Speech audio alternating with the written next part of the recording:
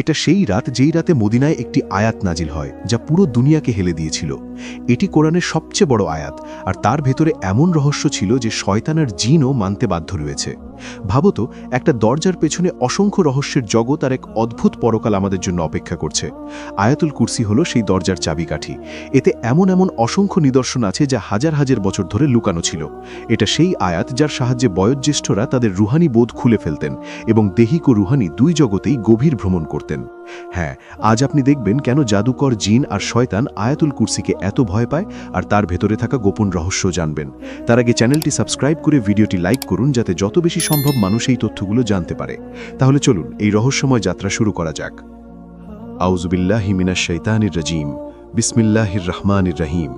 আল্লাহু লা ইলাহা ইল্লা হুয়াল হাইয়ুল কাইয়্যুম, লা তাখুযুহু সিনাতুন ওয়ালা নাওম, লাহু মা ফিস সামাওয়াতি ওয়া মা ফিল আরদ, মান যাল্লাযী ইয়াশফাউ ইনদাহু ইল্লা বিইজনিহি, ইয়ালামু মা বাইনা আইদিহিম ওয়া মা খালফাহুম, ওয়া লা ইউহিতুনা বিশাইইন মিন ইলমিহি ইল্লা বিমা শা, ওয়াসিয়া কুরসিয়্যুহুস সামাওয়াতি ওয়াল আরদ, ওয়া লা ইয়াউদুহু হিফযুহুমা, ওয়া হুয়াল আলিয়্যুল আযীম। আয়াতুল কুরসি সূরা আল বাকারা এর আয়াত নম্বর 255, আর এতে 9টা বাক্য আছে। এক হাদিসে নবী সাল্লাল্লাহু আলাইহি ওয়াসাল্লাম বলেছেন, এই আয়াতে ইসমে আজম আছে। আপনি কি জানেন ইসমে আজম কি? এখানে ইসমে আজম মানে হলো আল্লাহর সবচেয়ে বড় নাম, অথবা আল্লাহর সেই নাম যা সবচেয়ে বেশি মহিমান্বিত, শক্তিশালী ও প্রভাবশালী। নবী সাল্লাল্লাহু আলাইহি ওয়াসাল্লাম বলেছেন, আল্লাহর কুরসি পুরো সৃষ্টি জগতের থেকেও বড়, যা আমাদের বুদ্ধির সীমার বাইরে।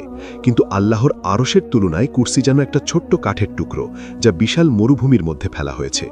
আয়াতুল কুরসি আল্লাহের কুরসি, তার আরশ, তার ক্ষমতা, জ্ঞান, হুকুমত, জীবন সবকিছুর বর্ণনা দেয়, যা চিরজীবী এবং অশেষ। এই আয়াতটি সবচেয়ে মহিমান্বিত হিসেবে ধরা হয়। যদি আমরা দেখতে পারতাম গায়ে